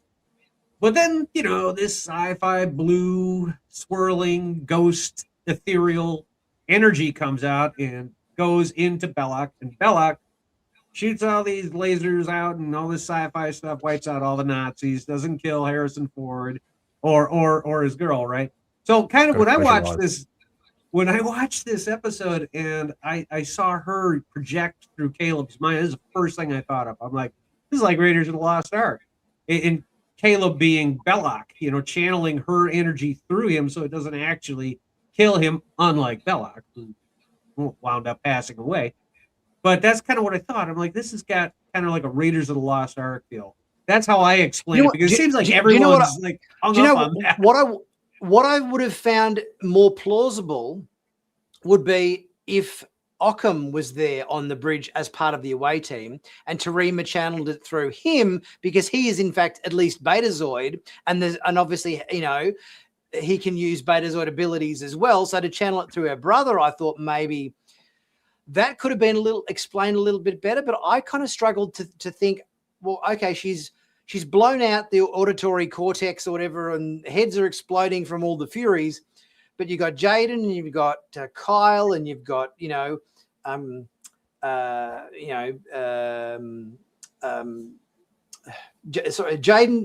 Kyle, and Caleb on the bridge that were completely fine, but yet all the Furies' heads are blowing up left, right, and center.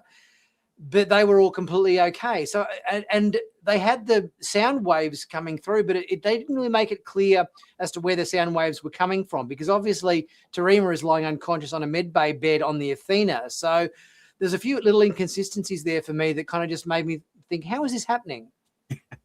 I was confused that they couldn't just make the ship make that noise.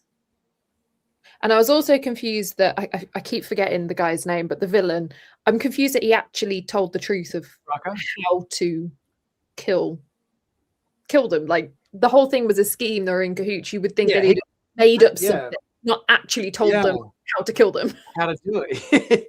Good point. It just feels like because if they had have been able to make the computer on the ship do that, if Sam had been able to tap in and just be like, play this over the speakers, then that whole episode would have been over there and then, and he wouldn't have got what he wanted either. That's a good point. What did you guys think of the other than that? I mean, I loved all of the scenes, you know, with obviously Paul Giamatti just, you know, doing the whole, you know, monologuing villain routine, and then obviously his dynamics and everything with RK and everything. I mean, this was all great TV. I thought all of these, you know, all of it. That was highlights of the episode for me. These two together, just seeing the interaction between the two of them, and she's kind of not giving him the time of day, and she's sort of doing a bit of a vague off thing while he's kind of doing the villain monologuing thing with her. But all the scenes with these two in this episode were like amongst the best in this episode for me. Oh, they absolutely were. Absolutely. You know, Paul Giamatti's interesting because what a great choice to play this villain. And it's like, he's an interesting actor because he's like the same character in everything, but he's different in everything. You know, it's a really weird dynamic, but he plays grouchy well. He does grouchy well. Fantastic. Absolutely fantastic. But what I liked about this episode is you get so much more on him. You figure him out more as a character. Like, this guy is conniving. This guy really knows how to plot, plan, scheme. It was done, and you don't find out about it until the end, right? It's like, man, this character is so much deeper than the show's, you know, given us up to this point. I loved it. I have nothing but wonderful things to say about Paul Giamatti's character in this one. I think I'm so glad that we got this, because up until this point, I didn't really like him as a villain. And the reason for that is every time I watched his character on screen, I just saw Harry Mudd. I was like, this is oh yeah. 100%. And it took me out. I'm like, we've done this, we've had this. Can we have a different type of villain? And this episode really twisted it. And I was like, okay, he's intelligent. He's this, and it separated him in my head from a villain like Mudd, because until then, I just felt we were essentially getting the same character again. Very good point. Yeah, this guy was much more than a smuggler. Much more than a smuggler. Yeah. He was like a malicious version of Harry Mudd. But look, I wasn't like 100% sold. I haven't seen Paul Giamatti on anything prior to this, so I'm coming in a bit cold. But I didn't get sold on him in the first episode, particularly the origami chicken thing, and that was just, you know, just didn't. It just took me out of it for it. But I think in this, he's much more menacing and powerful, and relatable in a really disturbing way. And I like the dynamic with how he just plays the room, like he just with Admiral Vance, he just basically walks all over him. And then but this interesting dynamic with him and Holly Hunter, she seems to be just taking the bashing, but she's also facing him off as well.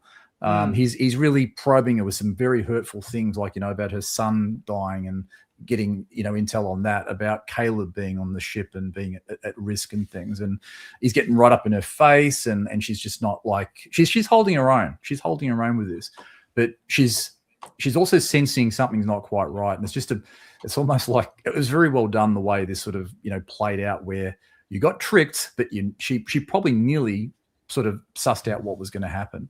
But it's really interesting, I guess, to see where they're going to take this with, like, what was on that station. What is this big surprise he's going to come back with? Because he sort of mentioned, I'm going to come back with a surprise for you. And obviously there was a lot of casualties. I mean, for the few people they saved, they lost the ship. What was it? The can't remember the name of Sargasso? it. The Sargasso. Yeah. Sargasso, ironic name for a ship in the Sargasso Sea, but a dead graveyard of ships.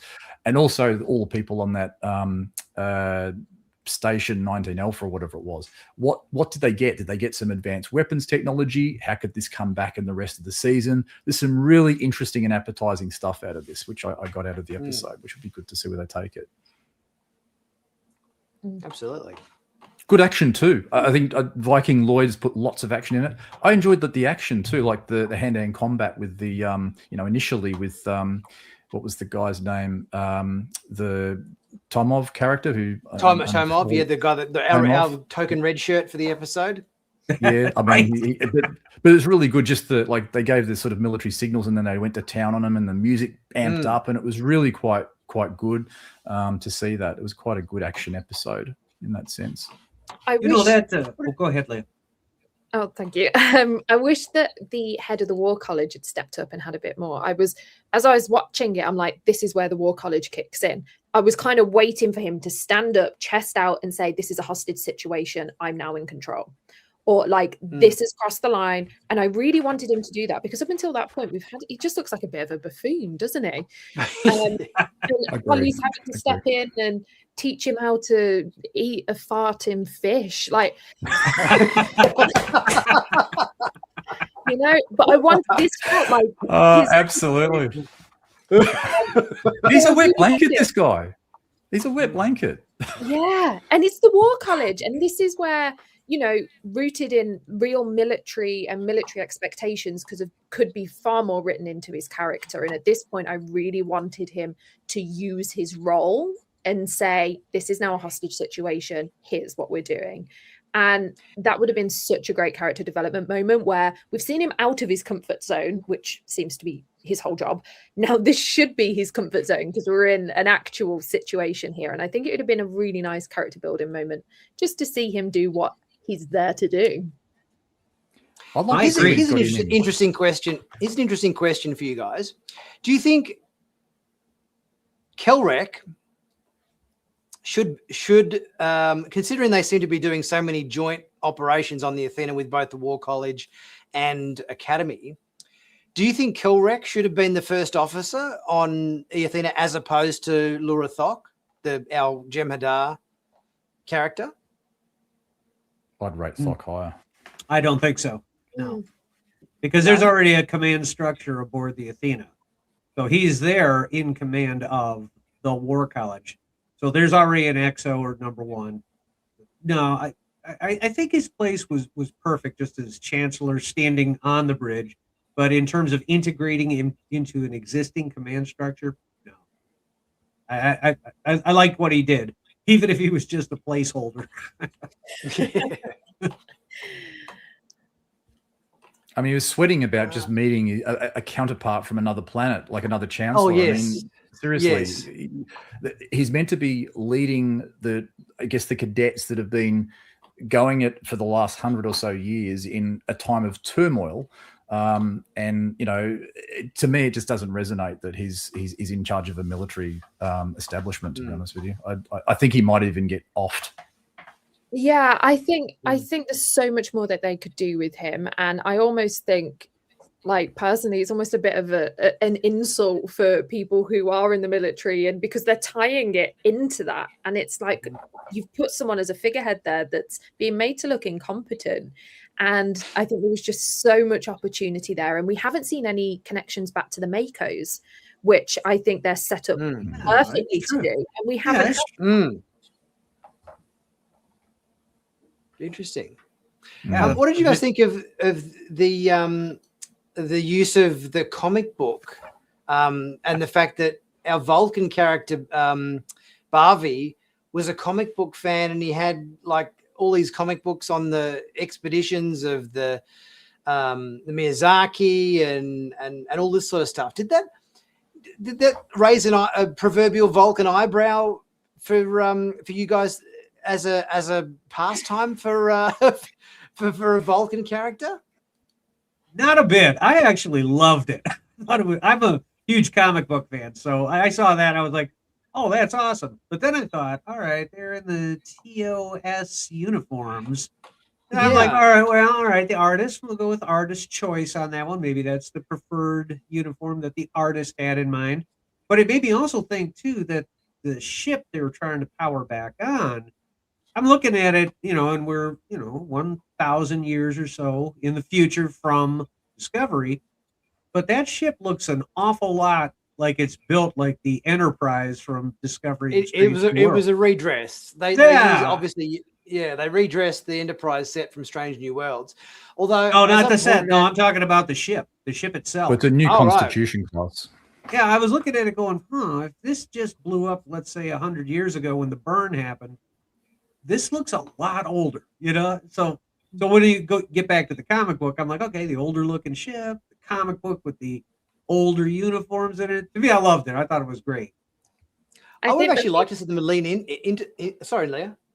I was just going to say, I think it will be a missed opportunity if they don't actually release that comic book and have that as a series that we can purchase. Yes, absolutely.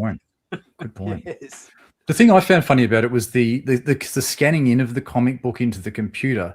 It's kind of like it was it'd be like watching a Xerox go. It was like one page, another page, turn the page, next page. It was you think it's a comic book, it would scan in within seconds. It's like it just took a little while. Like for me, I don't know, it was a bit strange. The computer was under the weather, Maybe needed a cup of cha. Yeah.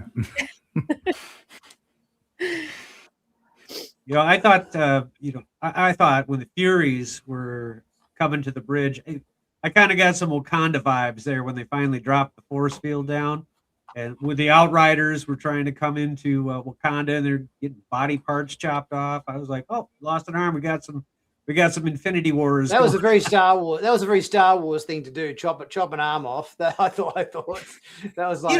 It's interesting. The severed arms of Star Wars. It's interesting you say that because I had a thought before coming on here. I was like thinking about the cast of this show, right? And I think they all fill their roles very, very well. But when I look at them together as a group, I feel like there's some George Lucas type of casting going on where George Lucas didn't necessarily want the best person that could read the role as much as he wanted the group to look good together. And this group looks like they go together quite nicely. I don't know. Am I the only one that feels that way? That's what I thought. I was like, wow. I get the sentiment. Yeah. Obviously, as I was saying before, they used the Strange New Worlds set redress for this episode. Right. Although it did kind of strike me as a little bit odd, seeing as how they'd in fact, established from the comic book that this starship was originally from the Strange New Worlds or the TOS era in the sense of all of the comic books. If they were going to do that, then why not just lean into that and show the actual bridge set closer to actually how it was in Strange New Worlds, rather than filling it full of black plastic and vacuum cleaner pipes or whatever? It just, to me, that seemed unnecessary. If you're going to lean into the era and show that it's from the Strange New Worlds TOS era, why do we? Yeah, it kind of, because I get they wanted to. We better cover it up because we don't want people to, know that we've just reused the Enterprise set from Strange New Worlds. But I didn't think that was necessarily a necessity, considering they had the comic book and showed the era that the ship was from.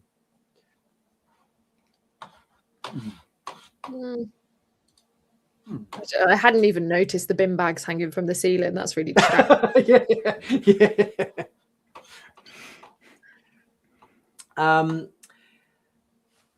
What else are we got to for that episode? We've mentioned Alfie. I mean, yes, the situation at the end. Look, I think the fact that we had, and obviously this was intentional, the fact that we finally got an episode where our cadets are starting to get along, Right. We're bonding a little bit more. It was the first episode where they're actually starting to work together as a team, and we've got that interaction going between the War College and Academy. And you're actually kind of getting a bit of a sense. Barvey's, not only he's got the comic book thing, he's dropping quotes from Spock about the needs of the many versus the needs of the few and everything. So you kind of, go, oh, this guy's okay. He's not like, obviously, because, let's face it, in the lead up to this episode, there's a lot of moments between his character and also the Romulan characters at Dezzolo have been a bit douchebaggery in their interactions with Academy. But this is the first one that you think, oh, he's actually not so bad. And then obviously, they kill him off at the end. This was kind of like the low point in the season, where we've got, the episode ends with him being dead. Sam's hollow matrix is kind of glitching out after she's kind of been shot as well. What did you guys think of the ending of this episode in that capacity? It felt like reality had hit for them, and I'm actually quite excited to see next week because I want to see how they handle it. I hope that they don't just skip over it. I really hope that next episode we're not looking at, oh, everything's sorted, we're just plodding along. Like, I actually want to see the after effects have a really long-term effect on them and make them grow up a little bit and face the reality of all of this. But I like the fact that we kind of don't know what's happening. Are people going to die? Is there going to be permanent repercussions? I like that. I kind of wanted the Doctor to be treating Sam because I'm waiting for that connection to happen, because he doesn't like her for whatever reason that we don't know. So I'm hoping that that's used as a catalyst to bring the Doctor and Sam together to form a really nice relationship. So that's what I'm hoping will happen there. Yeah, I'm with Leah. I agree. Reality hit. Let's see how they deal with it now. And let's just hope, they just don't gloss over it and move into the next story without addressing it. Because they didn't just, terminate a flat character, a cadet that had nothing to do all the time. This character had a little bit of that. So you cared what happened to this character. You cared about the death of the character. So I suspect it'll be honored in the next episode. But yeah, very, very impactful. Very impactful. Because not only do we end the episode with his death, but obviously, they seem to imply that they could repair Sam's hollow matrix, because obviously she's, a bit catatonic, and they're trying to stabilize her matrix. Well, I was a bit confused because if you guys remember in episode 3, when they were playing Calica, Sam's making herself permeable, and the phaser blasts are just passing straight through her. If you remember, because that was they won one of the games, because she goes, "Oh, look at here, look at me over here, shoot me," and they're just passing straight through her because she can make herself permeable. So I was a little bit confused. It's like, how did she get shot? Like, it's not like she wears a mobile emitter like the Doctor used to do, and the Furies shot her mobile emitter.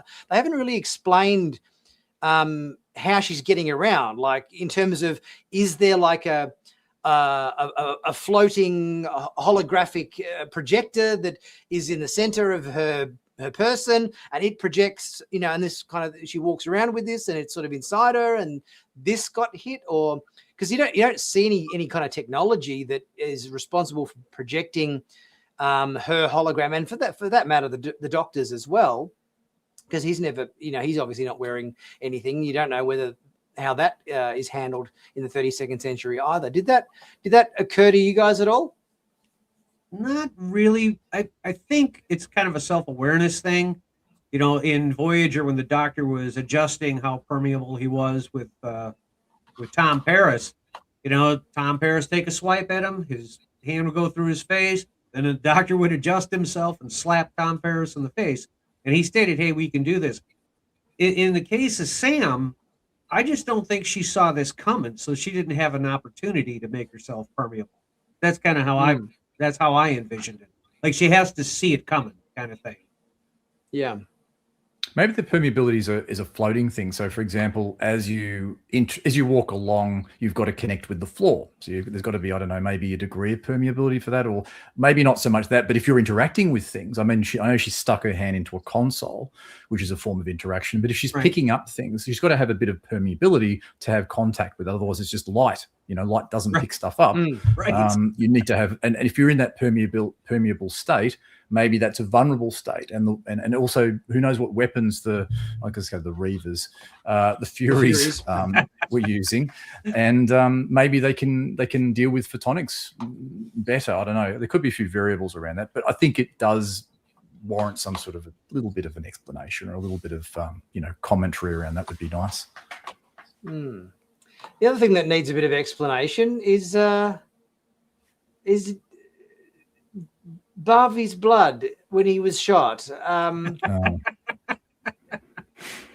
mean, the makeup. I did notice that when he did get shot, the makeup department got it right, because the makeup department put green blood on his lip.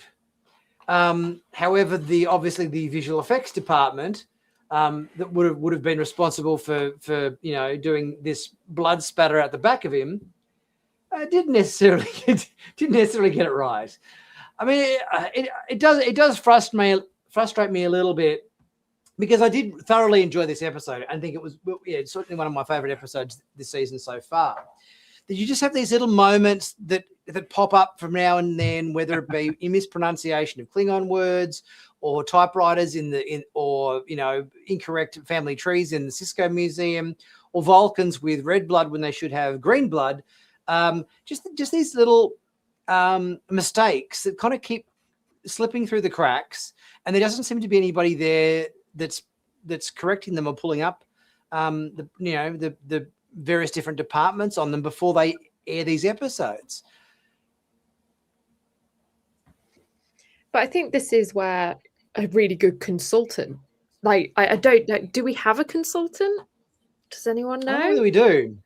See, this is what we're missing. We should have a consultant in the writing once that's been done, a consultant on set, and then someone that watches the edit before it goes out as a proof. And I think if they did that, not only would it build like more trust with the fandom, if you've got someone who is, an encyclopedia on Trek that can proof everything, you're going to build a lot more trust with your audience, and it's going to filter through and kind of get rid of a lot of these mistakes that are very easy fixes. These are mistakes that we shouldn't really be making. And if you had someone whose actual whole job it is to check that this is canon and check that this has been done correctly, it would do a lot, I think. Like a Pablo Hidalgo for Star Wars, the equivalent of that. Yeah. He's in Star Wars. He was the gatekeeper of everything canon, and if anybody had a question about anything canon related or whatever, he's like a walking encyclopedia for Star Wars. Right. As you say, they need somebody, the same for Academy. Yeah. But Tony Newsom's pretty good. Tony Newsom's pretty knowledgeable, I thought, on these sorts of things. I mean, the amount of, but then we would have got the correct Cisco family tree and no typewriter in the Museum of Cisco. Yeah. No, I just thought when I saw that clip and I saw the red blood come out the back, I just kind of was joking with myself, like, oh, he must be half human. That's got to be his human blood coming out the back. That's got to be it, right? But yeah, I saw that and I was like, what? Yeah. Yeah, I suppose you can't even. I think Sorry, I suppose you can't even No. debate that because we had green on the mouth. Is it a new Right. mix of Klingon where they're like green from the chest up and then red from waist down? Like, are we Right. literally 50-50ing in the future? Yeah, everything's half of this or half of that in this show, so completely plausible. Like the black and white guys. What are they called again? The the Chironians, or is it the Chironians? Chironians. The Yeah, Charons exactly. or Charons. Chirons. Yeah, the Yeah. extinct Chironin. Charons. Yeah. Yeah, yes. Not so The ones extinct that, yes, Chirons. were thought to be extinct, but obviously not so much. And then obviously the episode, we obviously get Terima in a coma, in a bit of a bad way. Is she in critical condition? Oh, yeah, critical condition. There we go. At the end of the episode. So not only do we have Barbie dead and we have Sam's hollow matrix on the fritz, but Terima in critical as well. So yeah, I did love like Holly Hunter, like at the end of this episode, just like completely defeated, sucked in by what Nusbraka played her and everything, and you've got cadets dead, and that's got to weigh on your conscience a bit, doesn't it? That's going to keep you up at night. Yeah, you could feel the gravity of her situation at the end when you see her like that. You feel it. You're like, oh my God, this woman just looks defeated, beat down. And I thought it was pretty powerful.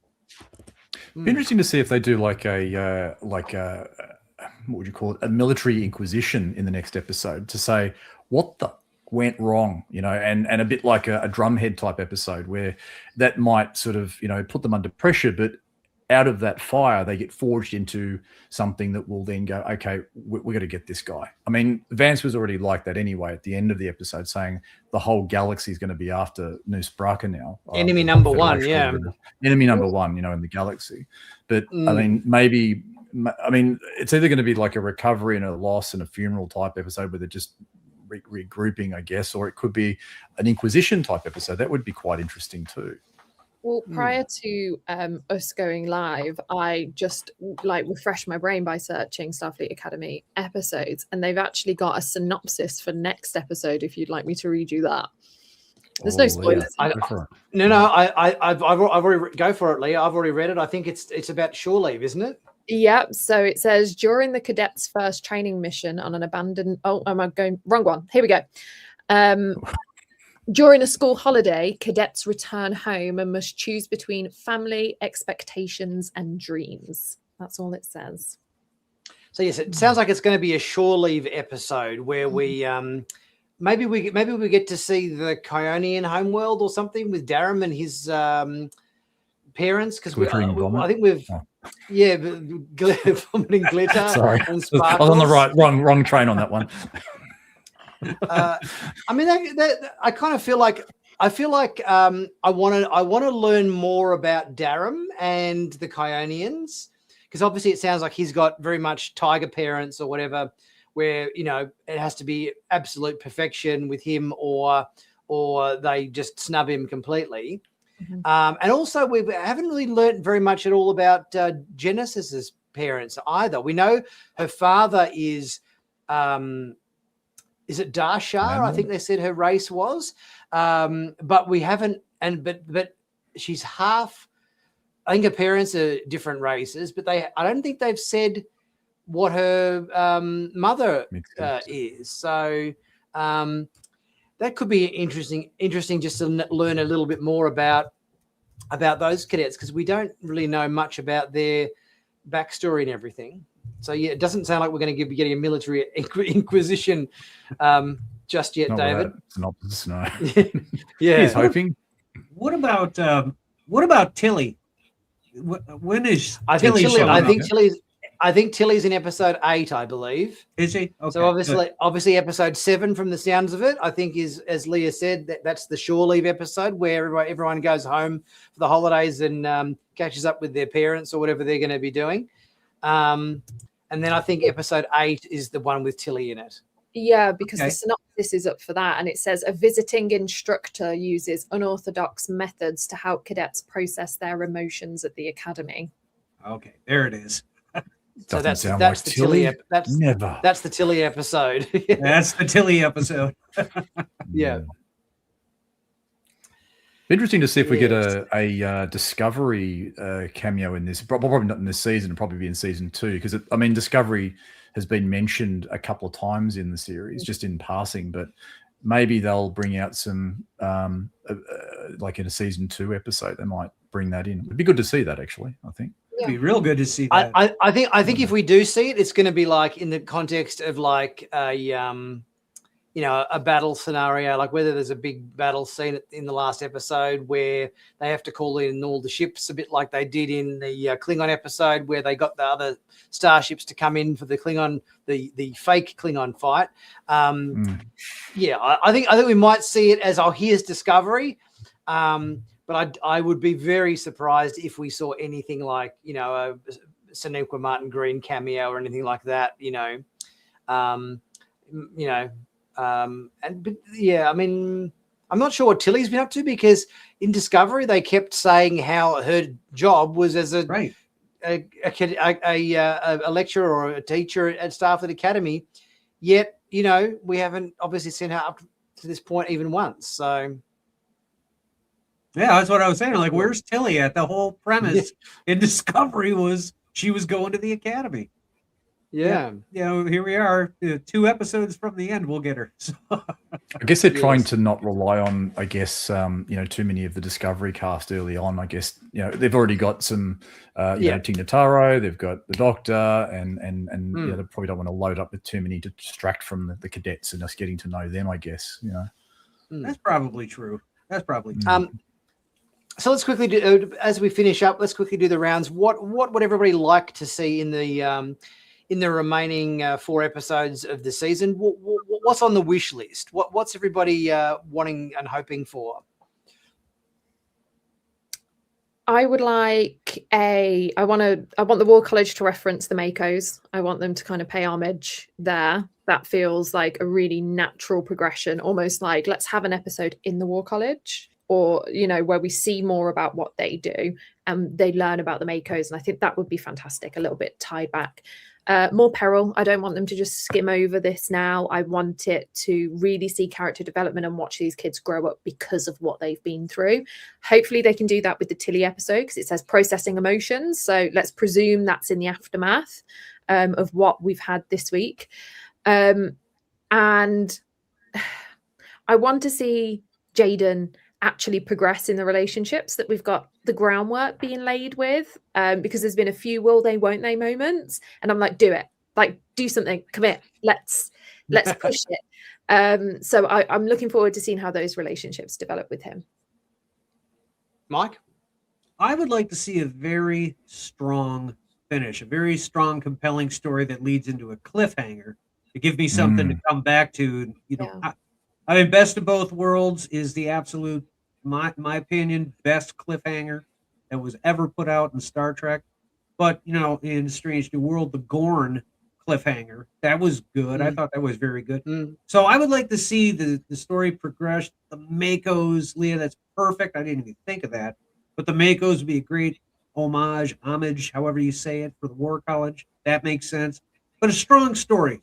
Let's not have another glitter bomb episode going on. Yes. I feel like they wrote that and they're like, this is a bad idea as they were writing it, and they're like, let's just put it out there anyway. That'll make the next episode look really strong, which it did, but I would love to see just a strong finish for the characters where there's something that they need, that they depend on, that they're counted on for leading into season 2. David? Yeah, definitely agree with the cliffhanger approach. I'd also like to see them revisit Caleb's mother and where this leads. And maybe we find her in a situation of great dire, meaning she might be in league with Nurse Braga for some reason, or something like that. And I'd like to see, something really pay off there because they sort of set it up. They haven't really touched on it too much. In fact, I don't really think we've touched on it at all since really the premiere or the first couple of episodes. So I'd like to see that sort of get revisited in the right way, in a not just thrown in for the sake of it, but in an organic way into the story conclusion, and also to see some background on some of the characters we haven't seen, that they haven't explored yet. I think that would also be good. There's only a few episodes to go, but I think maybe Shore Leave is this next episode might be a way of getting a bit of that background, but a little bit more on the cadets themselves. I won't go into the bridge crew though, because I think they're not probably going to feature too heavily. Well, thanks everybody for coming along today. Everybody in the comment section and everything that's been sending messages there. Thanks for everybody for coming along to be part of the audience for the show. Leah, it's been an absolute pleasure having you on the show today. Thanks for coming along. Thank you for having me. I appreciate it. And Mike, thanks for coming along again as well to be part of today's Sci-Finatics Live. Absolutely happy to do it. Great to see you guys again. As always, David and I'll be churning out some videos in the coming week, which you guys keep an eye out for. But thanks so much for coming along to the stream today. It's been a lot of fun. Live long and prosper, and we'll see you guys on the next stream. We'll see you then.